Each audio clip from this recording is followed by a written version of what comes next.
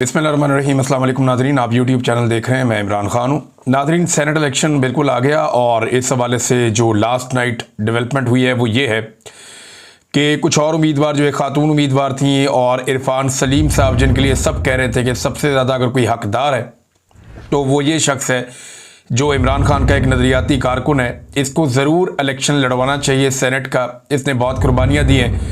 दूसरा, इमरान खान ने इसे खुद भी मादी में कहा था कि तुम इलेक्शन क्यों नहीं लड़ते हो, तो इसने बार बार ये कहा था कि मेरे पास पैसा नहीं है।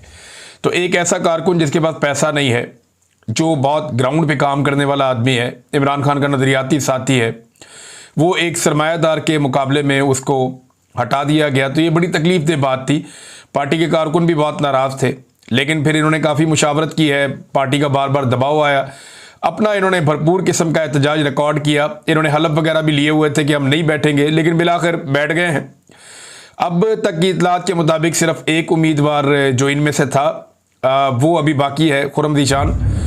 और उनकी मैं एक वीडियो देख रहा था, उन्होंने कहा जी मेरे हाथ पे सूरज और चांद भी अगर आप रख देंगे। और ये जो बात है, ये नबी अकरम सल्लल्लाहु अलैहि वसल्लम ने बड़े अज़म के साथ एक वक्त में, जब हज़रत अबू तालिब के पास आए थे कुफ़ार इकट्ठे होकर, तो आपने फरमाया था उस वक्त कि अगर ये मेरे हाथ पे सूरज और चांद भी रख देंगे तो भी मैं अपनी दावत से पीछे नहीं हटूंगा।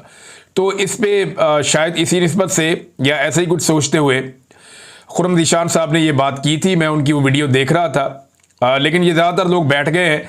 सिर्फ एक इमरान खान है जो नहीं बैठता, जो जेल के अंदर है, और वो किसी किस्म का कंप्रोमाइज़ नहीं करता अपने मौक़िफ़ के ऊपर।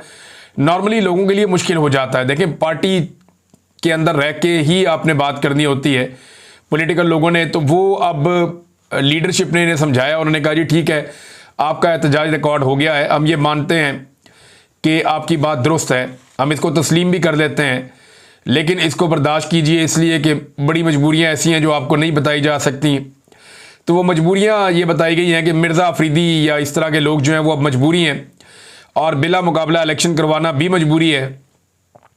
अगर इलेक्शन मुकाबले के साथ होता है तो बड़े प्रॉब्लम हो जाएंगे, और मुकाबले के साथ होता है तो दोनों तरफ से दावे किए जा रहे हैं कि जनाब बंदे टूट जाएंगे और इतने बंदे टूट जाएंगे और फलां को वोट पड़ जाएगा।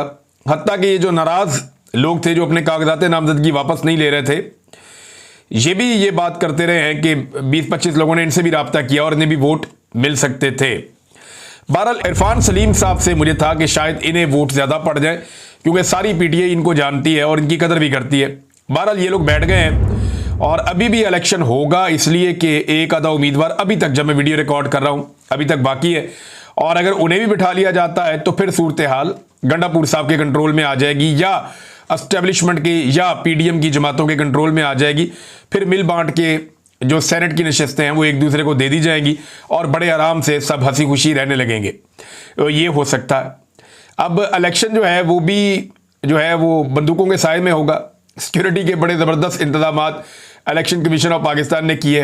अदालत ने जो किया वो सबके सामने है, उसे एक अदालती ज़्यादती करार दिया जा रहा है। उमर अयूब साहब कहते हैं, जो अपोजिशन लीडर हैं कौमी असम्बली में, कि ये सब कुछ या तो किसी मुकम्मल बनाना रिपब्लिक में हो सकता है या पाकिस्तान में हाइब्रिड निज़ाम के तहत खैबर पख्तूनख्वा में ऐसी सियासी जमात को पीटीआई की रिजर्व नशिस्तें दे दी जाती हैं जो कोरम के लिए भी मतलूबा तादाद पूरी नहीं कर सकती। माशाल्लाह, इलेक्शन कमीशन एतवार के दिन अपने दरवाजे खोलता है और पेशावर हाई कोर्ट को खत लिखता है कि गवर्नर को खैराती एमपीए से हलफ लेने का इख्तियार दिया जाए, और वही होता है। सुभान अल्लाह। जब सुप्रीम कोर्ट ने गुज़िश्ता साल रिजर्व नशिस्तें पाकिस्तान तहरीक इंसाफ को देने का हुक्म दिया था, तो उस वक्त इलेक्शन कमीशन कहाँ था? क्या उस वक्त कमीशन स्लीप मोड पर चला गया था, या कोई हाइब्रिड वायरस इस स्ट्रेटेजिक बेअमली में मुब्तला कर चुका था इन्हें? बहरहाल ये इलेक्शन कमीशन, अदालत, ये चीज़ें अब किस्सा परीना हो गई। अब अगर पाकिस्तानियों को अपनी किस्मत बदलनी है तो उन्हें बाहर आना पड़ेगा, क्योंकि पाकिस्तान की एस्टेब्लिशमेंट ने पूरे निज़ाम को ऐसा जकड़बंद बांध दिया है कि अब ये निज़ाम उनकी मर्जी के बगैर सांस भी नहीं ले सकता, ये निज़ाम उनकी मर्जी के बगैर हिल भी नहीं सकता। अदलिया पूरी कंट्रोल है, पार्लिमान कंट्रोल है, हुकूमतें कंट्रोल हैं, इदारे सारे के सारे कंट्रोल्ड हैं, मीडिया पूरी तरह से कंट्रोल्ड है। हर चीज़ पाकिस्तान की एस्टेब्लिशमेंट की गिरफ्त में है इस वक्त। इनकी गिरफ्त इतनी अच्छी पहले कभी नहीं थी जितनी अब हो चुकी है। अब अगर अवाम ये चाहती है कि अवामी फैसलों का एहतराम किया जाए या अवाम की बात भी सुनी जाए, तो फिर अवाम को चीखना पड़ेगा, उन्हें बाहर निकलने के बाद अपनी आवाज़ उठानी पड़ेगी। अब ये अवाम आज कर ले, 10 साल बाद कर ले, 20 साल बाद कर ले, 50 साल बाद कर ले, जब भी अवाम निकलेगी तब ये मामला हल हो जाएगा। मामला सिर्फ 4-6 दिन का है। लोगों ने सिर्फ टाइम निकाल के ये फैसला करना है कि जरा सारे काम एक दफा सीधे कर लें, तो लोगों ने सारे काम सीधे कर लेने। ये एस्टेब्लिशमेंट लोगों के सामने 5 मिनट भी नहीं टिक पाएगी। लोगों से तनख्वाह लेते हैं, लोगों से लड़ कैसे सकते हैं? ये तो लोग एक्चुअली इनको बर्दाश्त कर रहे हैं या इनको टाइम पे टाइम देते जा रहे हैं। एक डील इनको मिली हुई है जिसका ये फायदा उठा रहे हैं, अदरवाइज पल्ले तो कख नहीं है। अब नादरीन, एक और अदालती नाइंसाफी का जो मामला है वो मैंने आपके सामने रखा। इसमें एक ही अदालत में 2 कवानीन हैं। छुट्टी के रोज हलफ लेने का हुक्म आ गया, मगर हलफ बर्दारी के खिलाफ पिटीशन तक वसूल ना हुई। यानी पीडीएम का फायदा करना है, एस्टेब्लिशमेंट का हुक्म बजा लाना है, तो छुट्टी वाले दिन हुक्म आ जाएगा। लेकिन उसी दिन जब वो हुक्म दे रहे हैं, अगर एक पिटीशन चली जाएगी तो वो वसूल नहीं होगी। छुट्टी है जनाब आज। मखसूस नशिस्तों की हलफ बर्दारी के खिलाफ पिटीशन मुकम्मल है। आज छुट्टी के बायस हाईकोर्ट ने रिट वसूल नहीं की। कल हाईकोर्ट में दरखास्त दायर करेंगे, ये गंडापुर साहब ने कहा है। नाज़रीन, दूसरी जानिब जो तहरीक है वो आहिस्ता आहिस्ता अब आगे बढ़ना शुरू हुई है। जो इमरान खान साहब ने कहा कि 5 अगस्त तक आपने बड़ा काम करना है, तो गिलगित बल्तिस्तान में बहुत बड़ी रैली निकली नौजवानों की। लाहौर में रैली बड़ी तगड़ी थी गुज़िश्ता रोज़, और लाहौर में गैर मामूली एक्टिविटी हुई है पाकिस्तान तहरीक इंसाफ की, और इसी वजह से लाहौर में अब छापे मारे जा रहे हैं, कारकुनों को गिरफ्तार किया जा रहा है। कराची में भी कारकुनों को गिरफ्तार किया गया है, लाहौर में भी कारकुनों को गिरफ्तार किया गया है। तो मरियम नवाज और बिलावल, इन दोनों का जमहूरियत के साथ कोई ताल्लुक नहीं है। अगर जमहूरी अंदाज में किसी सियासी जमात के वर्कर्स पुरअमन तौर पे निकल कर अपनी रैली निकालते हैं या एहतजाज करते हैं, तो बिलावल और मरियम नवाज दोनों डंडा चलाते हैं और पुलिस की फोर्स को इस्तेमाल करते हुए रियासती जबर के जरिए से नौजवानों को गिरफ्तार करते हैं। ये चीज़ सिर्फ रिकॉर्ड का हिस्सा रहना चाहिए, ताकि कल को जब ये चीखें और चिल्लाएं तो इन्हें ये दिखाया जाए कि आपने ये किया था। और कराची के अंदर भी एहतजाजी रैलियाँ हुई हैं, सिंध में, दीगर जगहों पे, एबटाबाद में, शब कदर में, पेशावर में और बहुत सारी जगहों में, बलूचिस्तान में भी। तो पाकिस्तान तहरीक इंसाफ आहिस्ता आहिस्ता मोमेंटम बनाने की कोशिश कर रही है, उनकी लीडरशिप, और वो ये कह रहे हैं कि ये लीडरशिप जो है वो गेन करेगी एक मोमेंटम तहरीक का। लेकिन देखना है कि कितना गेन करते हैं। अभी तक वो बात नहीं बनी जैसी गुज़िश्ता साल थी। मैं सीरियसली आपको बता रहा हूँ कि बिला वजह जो है वो कोई मामला उठाने का फ़ायदा कोई नहीं। जैसे ये तहरीक पिछले साल एक तेज़ी से आगे की तरफ बढ़ रही थी, या लोगों को लीडरशिप से जो उम्मीद थी पिछले साल, वो इस साल नज़र नहीं आ रही। गंडापुर साहब ने इतने वादे किए, इतने वादे किए, इतनी कस्में खाई हैं, और सारे वादे भी तोड़ दिए और कस्में भी तोड़ दी और हलफ की भी खिलाफवर्जी कर ली। लेकिन गंडापुर साहब ने लोगों को मायूस किया। बाकी की आदत ने तो कोई इस तरह के दावे ही नहीं किए थे। बैरिस्टर गौर ने क्या दावा करना है, बाकी लोगों ने क्या दावा करना है, और जो दावे करने वाले हैं वो कुछ कर नहीं पाए। बहरहाल अब दोबारा कोशिश कर रहे हैं। इसमें पंजाब के अंदर बड़ा जोर लगाया जा रहा है। आलिया हमजा साहिबा कोशिश करते हैं, फिर रावलपिंडी डिवीज़न के अंदर बड़ी कोशिश कर रहे हैं बहुत सारे लोग कि एक तगड़ी तहरीक खड़ी की जाए, और रावलपिंडी डिवीज़न जब खड़ा होगा तो फिर पूरा पंजाब खड़ा होगा। ये बहुत इंपॉर्टेंट है, और ये इसकी जो स्ट्रेटेजिक अहमियत है वो सारे लोग जानते हैं कि रावलपिंडी में एहतजाज हो तो क्या होता है। नाज़रीन, एक और चीज़ जो इंपॉर्टेंट हुई वो ये हुई कि जितने भी नाराज़ अरकान हैं पाकिस्तान तहरीक इंसाफ के, वो सारे के सारे मलबा गिराते हैं बैरिस्टर सैफ पर। वो ये कहते हैं कि ये आदमी हमें काबिल कबूल नहीं है, ये एस्टेब्लिशमेंट का आदमी है। वो इस आदमी को कंप्रोमाइज्ड आदमी समझते हैं या नुमाइंदा समझते हैं एस्टेब्लिशमेंट का, और उन्हें लगता है कि ये हमारे बीच में रखा गया है। मैं आपको कई मरतबा कह चुका हूं कि बैरिस्टर सैफ जो है वो अली अमीन गंडापुर के लिए ऐसे ही है जैसे शहबाज शरीफ के लिए मोहसिन नकवी है। यानी मोहसिन नकवी वो सारे काम कर सकता है जो शहबाज शरीफ नहीं कर सकता। यानी मोहसिन नकवी जाके डोनाल्ड ट्रंप से भी मिलाया, हाथ मिलाकर आ गया, लेकिन शहबाज शरीफ नहीं कर पाया। इसी तरह बैरिस्टर सैफ जो है जब दिल करता है अडियाला चला जाता है, जब दिल करता है किसी को मिल लेता है, मामलात कर लेता है। लेकिन बैरिस्टर सैफ जो है उसका जो चीफ है या जो उसका सरबराह है अली अमीन गंडापुर, वो अडियाला जाके इमरान खान साहब से मुलाकात नहीं कर पाता। तो ये बिल्कुल बेवकूफ़ किस्म की सीटें हैं। ये सिर्फ नशिस्तों पर बिठाए गए हैं, निज़ाम चलवाए जा रहे हैं मोहसिन नकवियों से और बैरिस्टर सैफों से। और निज़ाम यही लोग चला रहे हैं और इन्हीं के खिलाफ तमाम पाकिस्तान तहरीक इंसाफ के नाराज अरकान हैं। नाज़रीन, हमारे बड़े अच्छे जर्नलिस्ट दोस्त हैं अली ज़ई, और ये वीलॉग्स करते हैं, बड़ा खुलकर बोलते हैं, दबंग आदमी हैं। उनका ये कहना है कि मेरे घर पर पुलिस नफरी लेकर छापे मार रही है। इनके भाई को भी कत्ल किया था कुछ अर्सा पहले, इंतहाई अफसोसनाक और काबिल मजम्मत हरकत हुई थी, और अब उनके घर पर पुलिस की नफरी लगातार छापे मार रही है। मैं ना दहशतगर्द हूँ ना कातिल हूँ, अलबत्ता मेरे भाई को 2 महीने पहले कत्ल किया गया है। इस वक्त मेरे घर पर पुलिस की भारी नफरी मौजूद है। अली अमीन गंडापुर, फैसल अमीन साहब, ये तहरीक इंसाफ की हुकूमत है? ये अली ज़ई ने सवाल उठाया है। अब इसका जवाब क्या है किसी के पास? सबको आइडिया है कि कितनी का हुकूमत है अली अमीन गंडापुर की खैबर पख्तूनख्वा में, और कितनी बात उनकी सुनी जाती है, ये तो सब जानते हैं। एस्टेब्लिशमेंट जो कहती है वो इस तरीके से मामले को आगे लेकर चले जाते हैं, और उसके अलावा वो कुछ कर नहीं सकते। अदील हबीब साहब हैं, जर्नलिस्ट हैं, सियासत.pk को रन करते हैं। उन्होंने एक बड़ा अहम नुक्ता उठाया, और ये मैं बहुत सारे और लोगों से सुन भी चुका हूं, पहले आपको बता भी चुका हूं कि पाकिस्तान की जो इंटेलिजेंस इदारे हैं या एजेंसियां हैं, स्पेशली जो मिलिट्री एस्टेब्लिशमेंट की जो एजेंसियां उनके साथ काम करती हैं, ISI या मिलिट्री इंटेलिजेंस या दीगर, वो नॉर्मली ये देखते हैं कि आर्मी चीफ को कोई गाली ना दे, कोई बुरा भला ना कहे, कोई इदारे के खिलाफ कोई प्रोपेगेंडा वगैरह ना हो, तो इस मामले में वो आ जाते हैं कि यार ये ना करें आप। लेकिन अब यही इदारे मरियम नवाज के लिए भी काम करना शुरू हो गए हैं। आदिल हबीब साहब बताते हैं कि पहले सिर्फ आर्मी चीफ को पाकिस्तान में मुकद्दस गाय तस्वर किया जाता था, अब मरियम नवाज की भी तौहीन करने पर एजेंसियां पिछले चंद दिनों से लोगों के घरों पर छापे मार रही हैं। आकर कहते हैं कि अपने लड़के का मुंह बंद कराओ, मरियम के खिलाफ बहुत बोलता है। मेरा आर्मी चीफ से सवाल है कि क्या यह सब आपकी ईमा पर किया जा रहा है?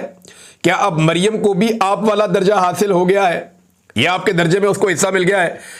लेकिन ये जो हमारे दोस्त हैं ना, सहाफ़ी ज़ईम लगारी साहब, उन्हें जब गिरफ्तार किया गया तो उनके साथ कुछ और लोग भी गिरफ्तार हुए थे, और मुझे आइडिया है कौन कौन हुआ था, मेरी उनसे बात भी हुई। वो सब लोगों को ये वहां पे ISI वाले मारते थे और उन्हें कहते थे कि मरियम नवाज के खिलाफ नहीं बोलना, और वो बेचारे माफिया मांगते थे कि नहीं बोलेंगे, आज के बाद नहीं बोलेंगे, मरियम नवाज पे हम कोई तनकीद नहीं करेंगे। तो ISI लोगों को फैंटी लगाती है और कहती है कि मरियम के खिलाफ आपने नहीं बोलना। ये हमने तारीख में पहली मरतबा देखा, और हम हैरान हो रहे हैं कि एक लेडी चीफ मिनिस्टर है पंजाब में, उसके लिए पाकिस्तान की इंटेलिजेंस एजेंसियां और मिलिट्री एस्टेब्लिशमेंट इतनी उतावली है कि वो ये देखते हैं कि जैसे आर्मी चीफ की तौहीन नहीं होनी चाहिए, वैसे ही मरियम की भी तौहीन नहीं होनी चाहिए। यही नुक्ता भी इन्होंने उठाया है। और ज़ईम लगारी साहब को भी गिरफ्तार इसीलिए किया गया था कि उन्होंने कोई आर्मी चीफ के खिलाफ खबर नहीं दी थी या फौज के खिलाफ नहीं दी थी। उन्होंने जो खबर दी थी वो सही खबर थी, और वो मरियम नवाज की एक मंसूबे में करप्शन के हवाले से दी थी या बद इंतजामी के हवाले से दी थी। बाद में वो साबित भी हो गया कि पहली बारिश के अंदर वो सारा रंग धुल गया, लेकिन ज़ईम लगारी साहब को उठा के 8 दिन निशान इबरत बनाया गया, और ये ISI ने किया था। इंतहाई अफसोसनाक हरकत है, घटिया हरकत है, ये नहीं होनी चाहिए, और जो काम करने चाहिए वो कोई कर नहीं रहा इस मुल्क में। यानी जाहिद गशकोरी साहब बड़े अच्छे जर्नलिस्ट हैं, उन्होंने खबर दी है कि 90 अरब का चीनी स्कैंडल, 23 लाख टन चीनी 55 रुपए फी किलो आवाम को महंगी बेची गई है। 7 लाख टन चीनी बैरून मुल्क भेजी गई है। 5 लाख टन चीनी बाहर से वापस मंगवाने पर 83 रुपए फी किलो टैक्स ड्यूटी माफ कराई गई है। वजीर आजम को किस अफसर वजीर ने गुमराह किया? कौन जिम्मेदार है? तहकीकात, ना कोई इंक्वायरी। आगे देखिए, सोचिए होता क्या है। यानी सादी बात यह है कि लुटो दोनों हाथों से। अवाम की जेब है ना, मारो डाका, कोई पूछने वाला नहीं है, कोई जवाब देने वाला नहीं है। आम आदमी को जो मर्जी आता है लूट कर चला जाता है, लोगों को कीड़े मकोड़े समझते हैं। इमरान खान के दौर में जो चीनी जब 80 रुपए किलो हुई तो इन्होंने रो रो के ये हलकान हो गए थे, इन्होंने तबाह बर्बाद कर दी थी हर चीज। आज 200 रुपए किलो और बाद औक़ात इससे ऊपर भी मिलती रही चीनी, लेकिन कोई बात ही नहीं करता। ना मीडिया माइक लेकर बाहर जाता है, ना कोई इंक्वायरी होती है, ना एजेंसियां बीच में पड़ती हैं, ना नैब बीच में पड़ता है, ना हुकूमत जागती है। हत्ता कि जो अपोजिशन है, पब्लिक अकाउंट कमेटी जो है वो अपोजिशन के पास है ना, तो अब तक चीनी स्कैंडल पे और आटे स्कैंडल पे जुनैद अकबर साहब ने क्या निकाला है? चीनी वाले मामले पे उन्होंने नोटिस जरूर लिया, और ये नोटिस के ऊपर कार्रवाई होनी चाहिए, पता चले कि असल में मामला क्या है। इसका सबको इंतजार रहेगा। नाज़रीन, जबरान इलियास साहब जिनका ताल्लुक पाकिस्तान तहरीक इंसाफ सोशल मीडिया से है, वो हेड करते हैं सोशल मीडिया को। उन्होंने एक बड़ा टेक्निकल काम किया उनकी टीम ने। 9 मई तो आपको पता ना, उड़ गया सारा बयानिया ही उड़ गया। सारे गवाह या तो मुकर गए या हलफ से मुकर गए या भाग गए या झूठे साबित हो गए। 9 मई के पल्ले कख नहीं रहा, सब झूठ का पुलंदा साबित हो गया। लेकिन अदालतों में मामला घसीटा जा रहा है, बिला वजह ही घसीटा जा रहा है। ये जो अभी अदालतों में है ना गुज़िश्ता चंद दिनों के अंदर, ये जो वकला ने किया, मियां अली इशफाक साहब ने, बुरहान साहब ने, मारूफ साहब ने, दीगर जितने वकला है, इन्होंने जो तबाही फेरी है वहां पे, और ऐसी जरा की है कि एक गवाह भी ये साबित नहीं कर पाया कि जो वो कह रहा है वो सच है। सारे ही उलट गए। तो अब जबरान रियाज साहब बताते हैं कि 9 मई एक फॉल्स फ्लैग था, जिसकी आड़ में जालिमों का जितना गुस्सा था इमरान खान पर और अवाम पर, वो जुल्म और फस्तायत के जरिए निकाला गया। इस हफ्ते गवाहों के पीछे हटने के बाद सबको पता चल गया है कि ये एक फॉल्स फ्लैग था।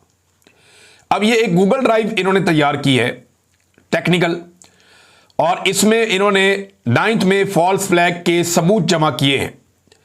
आप सब इसे डाउनलोड कर सकते हैं और इसको इस्तेमाल कर सकते हैं। उसका लिंक भी उन्होंने साथ दिया हुआ है, drive.google.com, drive_folder, सारा लिंक उन्होंने साथ दिया हुआ है।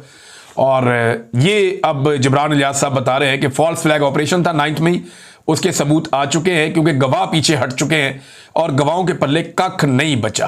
तो ये है नाजरीन ये वाला मामला। एक और नाजरीन बड़ी इंपॉर्टेंट खबर है जो पिछले वीलॉग में मैंने आपको दी थी, अब इसकी मजीद तफसीलात सामने आई हैं। कुछ ये दावा किया गया है कि ये मामला जो है वो ईद से पहले का था और इसमें एक मुलजिम गिरफ्तार हो चुका है, पहले ये बताया गया। और अब खबर आ रही है ARY पे कि मियां बीवी के कत्ल में मुलव्विस कबीले के सरदार समेत 11 मुलजिमान जो है वो गिरफ्तार हो गए। और ये सरफराज बुगटी ने दावा किया है, वजीर आला बलूचिस्तान ने। खुद तो बरतानिया में मौजूद है, लेकिन वो ये कहते हैं कि मियां बीवी के बेईमाना कत्ल में मुलव्विस 11 मुलजिमान को गिरफ्तार कर लिया गया है। गिरफ्तार शुदगान में सातकसई कबीले का सरबराह भी शामिल है, जो इस जुर्म के लिए मुबैना तौर पे रिस्पॉन्सिबल है। ये 11 लोग गिरफ्तार हो गए हैं, इनको कैफरे किरदार तक जरूर पहुंचाना चाहिए। इस औरत को ये कैसे लेकर आए, मर्दों का एक मजमा गैरत के नाम के ऊपर सारे बेगैरत इकट्ठे थे और एक औरत को सामने ले जाकर खड़ा हो गया, ना वो गिड़गिड़ाई ना इनके पैरों में गिरी, उसको पता था उसको मार देंगे, सामने जुर्रत के साथ खड़ी रही, ठीक है मारो गोलियां, तुम गोली चला सकते हो, उसने ये कहा। इन्होंने उसे गोलियां मारी और वो वहां पे मौके पे जाँ बहक हो गई। कितनी बड़ी ज्यादती है, एक कमजोर निहत्ती औरत को मिलके मार के ये कह रहे हैं जी हमने गैरत के नाम पे मार दिया। ये ज्यादती इन्होंने की है। और तर्जुमान बलूचिस्तान हुकूमत शाहिद रिंद ने बताया कि वीडियो में नजर आने वाले अफराद की शनाख्त के लिए डाटा नादरा भेजा गया है, जिसमें मुतल्लिका कबाइल और मुलव्वस अफराद की शनाख्त हो गई है, जिसे फिलहाल जाहिर नहीं कर रहे। ये बंदे हम बाकी सारे भी पकड़ लेंगे। ये जनाब इस केस के अंदर हुआ। एक और इंतहाई अफसोसनाक खबर है और वो गाजा से आ रही है नाजरीन। गाजा में इस वक्त सूरत हाल ये है कि 84 लोग मजीद शहीद हुए हैं गुज़िश्ता 24 घंटों में। इसराइल रोज़ाना की बुनियाद पे 80 से 100 अफराद को शहीद कर देता है। ज़्यादातर उन लोगों को शहीद करता है जो खुराक की तलाश में, पानी की तलाश में, दवाइयों की तलाश में है। और जहाँ पे लोग पनाह लिए हुए हैं वहाँ पे भी लोगों को शहीद करता है। जो इमदादी कारकुन है उन्हें भी शहीद किया जा रहा है। और गजा में इस वक्त जब मैं आपसे बात कर रहा हूँ तो लेटेस्ट रिपोर्ट्स के मुताबिक शदीद तरीन गजाई किल्लत पैदा हो चुकी है। कुछ बच्चों के हवाले से भी उनकी शहादतों की इतला आ रही है कि वो जांबर नहीं हो पा रहे क्योंकि खुराक मौजूद नहीं है। छोटे बच्चे भी मर रहे हैं और ये बड़ी अफसोसनाक बात है। और हज़ारों जिंदगियां इस वक्त खतरे में हैं, लोग फाका कर रहे हैं। पूरी दुनिया को इंसानियत के नाते इस वक्त इसराइल पे दबाव डालना चाहिए कि जो खुराक और अद्वियात और ज़रूरियात ज़िंदगी की जो चीज़ें हैं वो भिजवाई जाए गजा के मकीनों के लिए और फौरी तौर पे मुस्तकिल एक जंगबंदी की जाए। डोनाल्ड ट्रंप ने यह दावा किया था कि यह जंगबंदी की जाएगी। नेतन्याहू डोनाल्ड ट्रंप से मिला, उसके बाद नेतन्याहू ने डोनाल्ड ट्रंप को खुश करने के लिए उनका नाम डाल दिया कि जनाब इन्हें अमन के नोबेल इनाम के लिए मैं नामजद करता हूं। यही काम आसिम मुनीर साहब ने भी किया था, यही काम नेतन्याहू ने भी किया, लेकिन नेतन्याहू ने जाकर जंगबंदी नहीं की और ना उस ऐलान के ऊपर अमल दरामद किया जो डोनाल्ड ट्रंप ने दावा किया था कि अब गजा में जंगबंदी हो जाएगी। इसी जंगबंदी के दावे के साथ डोनाल्ड ट्रंप ने इलेक्शन लड़ा था। दीगर भी कुछ दावे थे डोनाल्ड ट्रंप के, लेकिन पूरे नहीं हुए। बहरहाल ये एक इंतहाई अफसोसनाक सूरत हाल है गजा में। तमाम दुनिया के ममालिक को इंसानियत के नाते आवाज़ उठानी चाहिए, क्योंकि वहाँ पे इंसानियत सिसक रही है। आप मज़हब, फ़िरका, जो रीजन है, ये सारी चीज़ें बाद में आती हैं। जो वहाँ पे मारे जा रहे हैं वो इंसान और इंसानों के बच्चे हैं, और वो जीने का उतना ही हक रखते हैं जितना आप बाकी लोग रखते हैं। गज़ा के लिए सबको आवाज़ उठानी चाहिए और जंगबंदी फौरी तौर पे होनी चाहिए। अब तक के लिए इतना ही। अपना ख्याल रखिएगा, अपने इस चैनल का भी। अल्लाह हाफ़िज़।